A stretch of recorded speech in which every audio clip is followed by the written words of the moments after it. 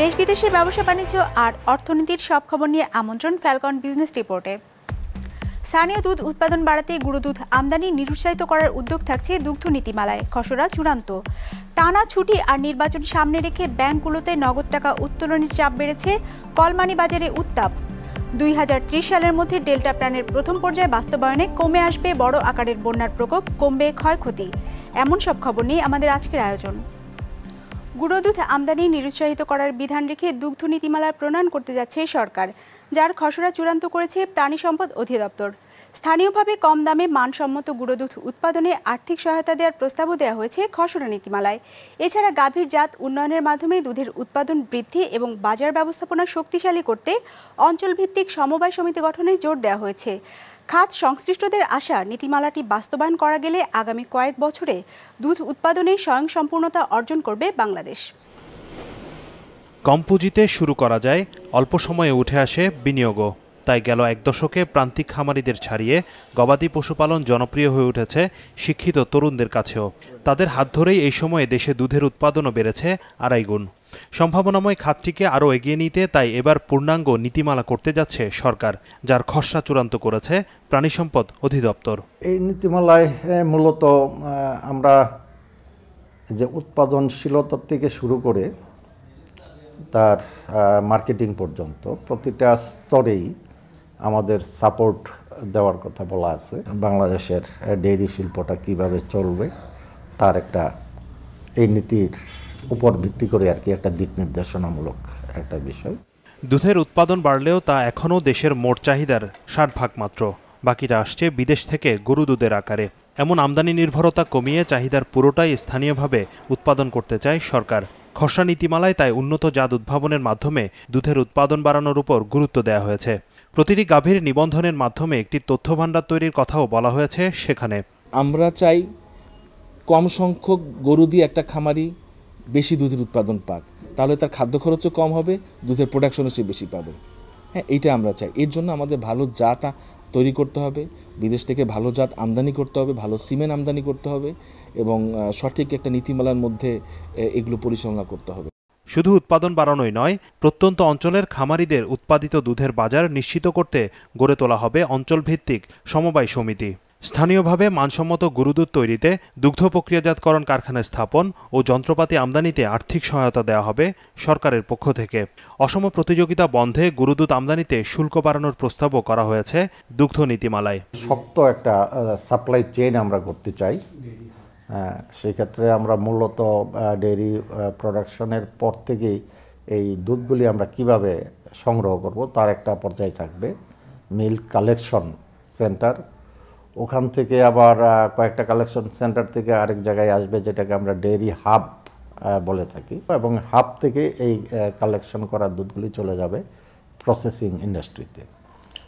এটা তারপরে হলো প্রসেসিং ইন্ডাস্ট্রি করার জন্য আমরা এন্টারপ্রেনারশিপ ডেভেলপমেন্টের জন্য আমরা এখানে এই নীতিমালায় তাদেরকে আমরা সাপোর্ট দিয়ে যাচ্ছি। এই নীতিমালার আলোকে আমরা চেষ্টা করতেছি যে সব রকমের পাউডারে যেন ডিউটি বাড়ানো হয়।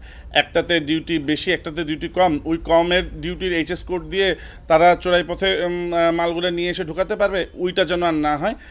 এর জন্য প্রত্যেকটা পাউডারের ডিউটি একটা ম্যাক্সিমাম লেভেলে নিয়ে যাওয়া হচ্ছে। এত সব কর্মকাণ্ড বাস্তবায়নে অর্থসংস্থানের ব্যবস্থাও হয়ে গেছে এরই মধ্যে। ডেইরি খাতের উন্নয়নে আগামী 5 বছরে 4200 কোটি টাকা ঋণ সহায়তা পাওয়া যাবে বিশ্বব্যাংকের কাছ থেকে। শুধু তাই নয়, নীতিমালাটি পরিচালনায় একটি বোর্ড গঠনের কাজও প্রায় শেষ করে এনেছে প্রাণী সম্পদ অধিদপ্তর। শাহাদাত Hossain, business report, Maasranga television. টানা ছুটি আর নির্বাচনকে সামনে রেখে নগদ টাকার চাহিদা বেড়েছে ব্যাংকগুলোতে। ছোট থেকে বড় অঙ্কের অর্থ তোলার চাপে অন্তত 10টি ব্যাংক তারল্য সংকটে পড়েছে, যা সামাল দিতে আন্তঃব্যাংকিং লেনদেন যেমন বেড়েছে তেমন বেড়েছে তার সুদের হারও। বড় অঙ্কের ধার দিয়েছে কেন্দ্রীয় ব্যাংকও।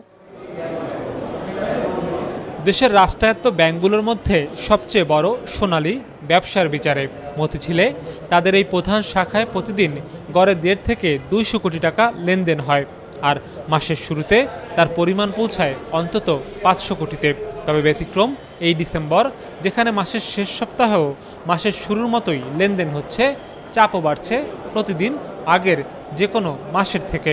ক্যাশের যে একটা চাহিদা থেকে থাকে সেটা স্বাভাবিক, যেহেতু 4 দিন বন্ধ, তাই একটু চাহিদা আছে প্রত্যেক ব্রাঞ্চের। আমাদের সারা ঢাকা শহরকে ফিট করি, এখানে সব ব্রাঞ্চকে দিয়ে থাকি, তো স্বাভাবিকের থেকে একটু বেশি চাহিদা আছে, কিন্তু সেটা খুবই আমাদের নিয়ন্ত্রণে আছে। আমাদের আগের থেকে পূর্ব প্রস্তুতি ছিল, এই জন্য যেহেতু আমাদের অ্যানুয়াল ক্লোজিং আছে। তবে সোনালীর মতো সব ব্যাংক সেই প্রস্তুতি নিতে পারেনি। আন্তঃব্যাংক লেনদেন বা কলমানি বাজারের হিসেব বলছে চলতি মাসের শুরু থেকেই দেশের বাণিজ্যিক ব্যাংকগুলো একে অপরের থেকে প্রতিদিন অন্তত 6,500 কোটি টাকা ধার নিয়েছে, যেখানে গড় সুদের হার দিন দিন বেড়েছে নগদ অর্থের ঘাটতির কারণে, যা মেটাতে ব্যাংকগুলোকে 6% সুদে টাকা ধার দিয়েছে কেন্দ্রীয় ব্যাংক। গেল এক সপ্তাহে ধার দিয়েছে সব মিলে 3,500 কোটি টাকার মতো। সাধারণত কলমানি যদি রেট বেশি হয় তখনই বাংলাদেশ ব্যাংকের আসে। সাধারণত এখন দেখা যাচ্ছে এই একটা সপ্তাহে দেখা যাচ্ছে যে হয়তো ব্যাংকগুলোতে টাকা নাই তা বলবো না, এটা এমন হতে পারে যে যার সাথে তো ক্লোজিং বছরের একেবারে শেষ পর্যায়ে চলে আসছে, হ্যাঁ ক্লোজিং আছে পরপর, ধরেন আর মাত্র 2 দিন আছে, হ্যাঁ এই বিভিন্ন হতে পারে ইলেকশন পারপাসেও কিছু টাকা পয়সা লাগছে, এই কারণেই তাদের হয়তো আমাদের কাছ থেকে বাংলাদেশ ব্যাংক থেকে নিতে হচ্ছে। সেই সঙ্গে টানা এই ছুটির সময়ে এটিএম বুথগুলোতে যেন নগদ অর্থের কোনো ঘাটতি না হয় সে ব্যাপারেও ব্যবস্থা নিতে ব্যাংকগুলোকে নির্দেশ দিয়েছে কেন্দ্রীয় ব্যাংক। Sourav Rahman, business report, Maasranga television. 2030 সাল নাগাদ ডেল্টা প্ল্যানের প্রথম ধাপ বাস্তবায়ন করা গেলে কমে আসবে বড় আকারের বন্যার ক্ষয়ক্ষতি। তবে পরিকল্পনাটি বাস্তবায়নে বড় চ্যালেঞ্জ হচ্ছে এর অর্থায়ন নিশ্চিত করা। সোমবার রাজধানীতে আয়োজিত এক সেমিনারে এসব কথা উঠে আসে। জলবায়ু পরিবর্তনের প্রভাবে বন্যা, জলোচ্ছ্বাস, খরা, ঘূর্ণিঝড় ও নদীভাঙনের মতো প্রাকৃতিক দুর্যোগের প্রবণতা বেড়েছে বাংলাদেশ সহ সারা বিশ্বেই। গেল 20 বছরে প্রায় 185টি ছোট বড় দুর্যোগ হয়েছে দেশে। এসব দুর্যোগের কারণে প্রায় $224 কোটি আর্থিক ক্ষয়ক্ষতি হয়েছে, যার বড় অংশই হয়েছে বন্যার কারণে। দুর্যোগ ব্যবস্থাপনা বিভাগের এক গবেষণা অনুযায়ী 2050 সাল নাগাদ জলবায়ু পরিবর্তনজনিত দুর্যোগে ক্ষতির পরিমাণ $12,000 কোটি ছাড়াবে। বন্যাসহ প্রাকৃতিক দুর্যোগের ক্ষতি কমিয়ে আনতে 80 বছর মেয়াদী ডেল্টা প্ল্যান হাতে নিয়েছে সরকার, যার প্রথম ধাপ শেষ হবে 2030 সাল নাগাদ।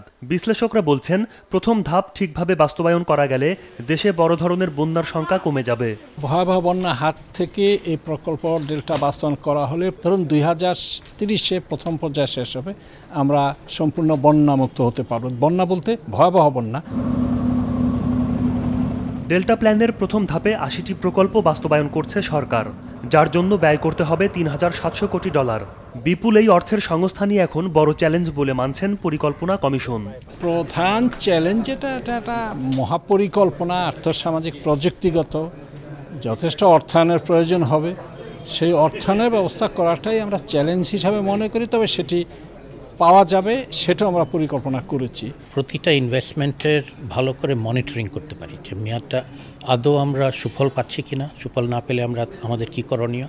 তো এটাকে বলা হয় অ্যাডাপটিভ ম্যানেজমেন্ট বা অ্যাডাপটিভ প্ল্যানিং। আমরা একটা প্ল্যান করে বাস্তবায়ন করে আমাদের দেখতে হবে কতটা আমরা বাস্তবায়ন করতে পেরেছি, সুফল কী হয়েছে, এবং যদি না হয়ে থাকে কিভাবে আমরা এগুলোকে শুধরাতে পারবো। ডেল্টা প্ল্যান বাস্তবায়নের চ্যালেঞ্জ ও উত্তরণের উপায় শীর্ষক আলোচনায় দক্ষ জনশক্তি তৈরি সহ সুশাসন প্রতিষ্ঠার ওপর গুরুত্ব দেন আলোচকরা। আমি মনে করি যে সবচেয়ে বড় জিনিস হচ্ছে গুড গভর্নেন্স, আমাদের সাধারণ মানুষ যেন সুযোগ নিতে পারে। আর বিশেষ করে আমি মনে করি যেহেতু একটা দীর্ঘমেয়াদী প্ল্যান, আমাদের প্রজন্ম যারা ছেলে মেয়ে আছে তাদেরকে আমাদেরকে প্রশিক্ষণ দিতে হবে যাতে তারা ক্যাপাসিটি বাড়ে। জনদক্ষতা বা জ্ঞান সম্পন্ন মানব, প্রযুক্তিগত মানব সম্পদ গড়ে তোলা, প্রযুক্তিগতভাবে সক্ষম মানব সম্পদ গড়ে তোলা। ডেল্টা প্ল্যানের কার্যকর বাস্তবায়নে সংশ্লিষ্ট মন্ত্রণালয়, বিভাগ ও সংস্থাকে সমন্বিতভাবে কাজ করতে হবে বলে জানানো হয় অনুষ্ঠানে। Imtiaz Hasan, business report, Maasranga television. Bumper ফলনের পর আমনের ন্যায্য মূল্য না পাওয়ায় হতাশ ভোলা ও পঞ্চগড়ের কৃষকরা। লোকসান ঠেকাতে সরকারিভাবে সরাসরি মাঠ থেকে ধান কেনার দাবি তাদের। ভোলার প্রতিনিধি হামিদুর রহমান ও পঞ্চগড় প্রতিনিধি খোরশেদ আলমের পাঠানো তথ্য ছবি নিয়ে ডেস্ক রিপোর্ট। প্রতিবারের মতো এবারও প্রচুর আমনের আবাদ করেছেন ভোলা ও পঞ্চগড়ের কৃষকরা। ফলনও হয়েছে ভালো, ঘরে তাই এখন গোলা ভরা ধান। তারপরও হাসি নেই কৃষকের মুখে, কারণ গতবারের তুলনায় এবার ধানের বাজার দর অনেকটাই কম। মন প্রতি বিক্রি হচ্ছে ৬৭০ থেকে ৬৮০ টাকা দরে, যা দিয়ে লাভ তো দূরের কথা, উৎপাদন খরচই তুলতে পারছেন না তারা। ধান খুব ভালো হয়েছে, কিন্তু বাজার নাই, বাজারের দর দিয়ে আমাকে কম, এতে আমাকে লোকসান নিতে আছে। 4 ঘন্টা জমিতে আমার খরচ হয়েছে 10,000 টাকা, আমরা ধান পাইছি 6,000 টাকার, 4,000 টাকার লস। গত বছর বিক্রি ধান করি 900 টাকা, এবার বিক্রি করেছি 650-60। এ অবস্থায় ঋণের টাকা পরিশোধ নিয়েও দিশেহারা হয়ে পড়েছেন কৃষকরা। ধানের বর্তমান বাজার দরে এমনকি লোকসানে পড়েছেন ব্যবসায়ীরাও। আমরা যে ব্যবসায় আছি আমাদের অবস্থা ভালো নেই, আমরা বেচবো কোথায়? আমরা যে ধানগুলো কিনবো আমরা বেচবো কোথায়? কার কাছে বেচবো? মিলার তো ধান কিনতেছে না। যে ঋণ আনছি সরকার থেকে ঋণ দিতে পারবো না, কারণ বাজার অনেক ধানের কম। সরকার যে মাঠ পর্যায়ে লোক পাঠাইয়া আমাদের ধান যে সরকার নিয়ে যায়, তাতে খরচা দিয়া কিনে নেয়, নিলে আমরা মোটামুটি ন্যায্য দাম পাবো। তবে মিলাররা ধান কেনা শুরু করলে দাম কিছুটা বাড়বে বলে মনে করছেন কৃষি কর্মকর্তারা। বিভিন্ন মিল মালিকরা এখনো প্রথমে ক্রয় শুরু করেনি এবং সরকারের বরাদ্দকৃত কেবল বরাদ্দ আসছে। এই বরাদ্দের চাল ক্রয় শুরু হলে তখন কৃষকরা বা আমরা আশা করি যে ধানের দামটা একটু বৃদ্ধি পাবে। এবছর ধান ক্রয়ের ব্যাপারে এখনো সরকারি পর্যায়ে কোনো সিদ্ধান্ত গৃহীত হয়নি। চাউল ক্রয় করা হবে মিলারদের থেকে। তো কৃষক আশাবাদ ব্যক্ত করতেছে, বা আমরাও আশাবাদী যে হয়তো সরকার ধান ক্রয় করবে। কৃষি বিভাগ সূত্রে এবছর ভোলায় প্রায় 1,80,000 হেক্টর জমিতে আমনের আবাদ হয়েছে, আর পঞ্চগড়ে হয়েছে প্রায় 98,500 হেক্টর জমিতে। Business report, Maasranga television.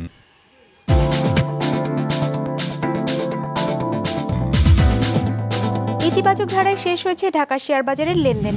সার্বিক সূচক ডিএসইএক্স 18 পয়েন্ট বেড়ে দাঁড়িয়েছে 5,300-তে। বেচা কেনা হয়েছে 357 কোটি টাকার। লেনদেনে অংশ নেওয়া শেয়ার ও মিউচুয়াল ফান্ডগুলোর মধ্যে দর বেড়েছে 177টির, কমেছে 127টির, আর অপরিবর্তিত ছিল 38টির দর। এবার বাজার নিয়ে বিশ্লেষণ শুনবো আইডিএলসি অ্যাসেট ম্যানেজমেন্টের। মার্কেটের মূল সূচক ডিএসইএক্স আজকে দিন শেষে প্রায় 18 পয়েন্ট বৃদ্ধি পেয়ে 5,300 পয়েন্টে অবস্থান করছে। একই সাথে সরিয়াহ ইন্ডেক্স 4.6 পয়েন্ট বৃদ্ধি পেয়ে 1219 পয়েন্টে অবস্থান করছে। আর ব্লুচিপ ইন্ডেক্স DS30 প্রায় 4 পয়েন্ট বৃদ্ধি পেয়ে 1855 পয়েন্টে অবস্থান করছে। মার্কেটে আজ মোট 357 কোটি টাকার লেনদেন হয়েছে, যা আগের দিনের চেয়ে শতকরা 1.1 ভাগ কম। মার্কেটে মোট লেনদেনে শতকরা 51 ভাগই এসছে 4টি বড় সেক্টর থেকে। টেক্সটাইল সেক্টরে হয়েছে মোট লেনদেনে শতকরা 16 ভাগ, ফার্মাসিউটিক্যাল অ্যান্ড কেমিক্যাল সেক্টর থেকে হয়েছে মোট লেনদেনে শতকরা 14 ভাগ, ইঞ্জিনিয়ারিং সেক্টরে হয়েছে মোট লেনদেনে শতকরা 11 ভাগ, আর ফিউয়েল অ্যান্ড পাওয়ার সেক্টরে হয়েছে মোট লেনদেনে শতকরা 10 ভাগ। মার্কেটে আজ বড় সেক্টরগুলোর মধ্যে এনবিএফআই সেক্টর শতকরা 1.6 ভাগ পজিটিভ রিটার্ন দিয়েছে। একই সাথে সিমেন্ট সেক্টর শতকরা 1 ভাগ পজিটিভ রিটার্ন দিয়েছে, আর ব্যাংক সেক্টর শতকরা 0.6 ভাগ পজিটিভ রিটার্ন দিয়েছে। তবে এর বিপরীতে লাইফ ইন্স্যুরেন্স সেক্টর শতকরা 1.2 ভাগ নেগেটিভ রিটার্ন দিয়েছে। নন লাইফ ইন্স্যুরেন্স সেক্টর শতকরা 0.3 ভাগ নেগেটিভ রিটার্ন দিয়েছে, আর টেক্সটাইল সেক্টর শতকরা 2.4 ভাগ নেগেটিভ রিটার্ন দিয়েছে। বিশ্বের শীর্ষ ধনীদের জন্য খুব একটা ভালো যায়নি 2018 সাল। সম্মিলিতভাবে $511 বিলিয়ন তারা হারিয়েছেন শেয়ার বাজারের উত্থান পতনের কারণে, যার হাত থেকে রেহাই পাননি মার্ক জুকারবার্গ থেকে কার্লোস স্লিম হেলু কেউই। বিস্তারিত ডেস্ক রিপোর্টে। বিশ্বের সবচেয়ে বড় ই কমার্স প্রতিষ্ঠান অ্যামাজন, তার প্রতিষ্ঠাতা ও প্রধান নির্বাহী জেফ বেজোস গেল বছরই বিশ্বের শীর্ষ ধনীর মুকুটটি দখল করে নেন তিনি। চলতি বছর সেপ্টেম্বর নাগাদ $69 বিলিয়ন বেড়ে তার সম্পদ দাঁড়িয়েছিল $168 বিলিয়নে, কিন্তু বছরের শেষ 3 মাসে সেখান থেকে $53 বিলিয়ন খুইয়েছেন তিনি, যা ফোর্ড মোটরের মোট বাজার মূল্যের সমান। সব মিলিয়ে বছর শেষে বেজোসের সম্পদের আকার দাঁড়িয়েছে $115 বিলিয়ন, যা গত বছরের চেয়ে 16 বিলিয়ন বেশি। সম্পদের হিসাব নিকাশে বেজোসের খাতায় লাভের পাল্লাটা শেষ পর্যন্ত ভারী হলেও শীর্ষ ধনীদের সবাই তার মতো ভাগ্যবান নন। যেমন ফেসবুক প্রতিষ্ঠাতা মার্ক জুকারবার্গ। জানুয়ারির পর থেকে এখন পর্যন্ত সবচেয়ে বেশি $23 বিলিয়ন হারিয়েছেন তিনি। প্রায় $3.25 বিলিয়ন হারিয়েছেন বিল গেটস, আর ওয়ারেন বাফেটের হিসাব থেকে চলে গেছে $6.25 বিলিয়ন। সব মিলিয়ে ব্লুমবার্গের তালিকায় থাকা 173 মার্কিন বিলিয়নিয়ারের চলতি বছর সম্পদ কমেছে প্রায় 6 ভাগের মতো। সময়টা ভালো যায়নি এশীয় ধনীদের জন্যও। $144 বিলিয়ন হারিয়েছেন তাদের 128 জনের মতো। তার মধ্যে চীনের ওয়ান্ডা গ্রুপের ওয়াং জিয়ানলিন একাই $11 বিলিয়ন বেশি খুইয়েছেন। ক্রাউন প্রিন্স সালমানের দুর্নীতি বিরোধী অভিযানের জের ধরে 83 দিন জেল খাটা সৌদি আরবের শীর্ষ ধনী প্রিন্স আল ওয়ালিদের সম্পদ কমে গেছে $3.4 বিলিয়ন মতো। একই অবস্থায় পড়েছেন জারার প্রতিষ্ঠাতা আমানসিও ওর্তেগা থেকে ইতালির সাবেক প্রধানমন্ত্রী সিলভিও বার্লুসকোনি সহ বেশিরভাগ ইউরোপীয় বিলিয়নিয়াররা। সম্পদ হারিয়েছেন একসময়কার শীর্ষ ধনী মেক্সিকোর business magnate Carlos Slim Helu. লাতিন আমেরিকার সবচেয়ে বড় টেলিকম অপারেটরটির মালিকের ভান্ডার থেকে এবছর চলে গেছে $760 কোটি মতো। সব মিলিয়ে মার্কিন গণমাধ্যম ব্লুমবার্গের তালিকার 500 শীর্ষ ধনীর প্রায় 400 জনেরই সম্পদ কমে গেছে চলতি বছরে। তাদের অর্থ $5.6 ট্রিলিয়ন থেকে নেমে এসেছে $4.7 ট্রিলিয়ন। তাদের সম্পদের পাহাড়ে এই ধাক্কা মূলত লেগেছে বছরের শেষ দিকে এসে বিশ্ব শেয়ার বাজারে বড় ধরনের ধসের কারণে। মন্দার সংখ্যায় সবচেয়ে বড় পতন হয়েছে অক্টোবরে। মার্কিন শেয়ার বাজারের সূচক নেমে এসেছে 2011 সালের পর সবচেয়ে নিচে, যা সামাল দেয়া যায়নি পরবর্তী 2 মাসেও। Faisal Sovan, business report, Maasranga television.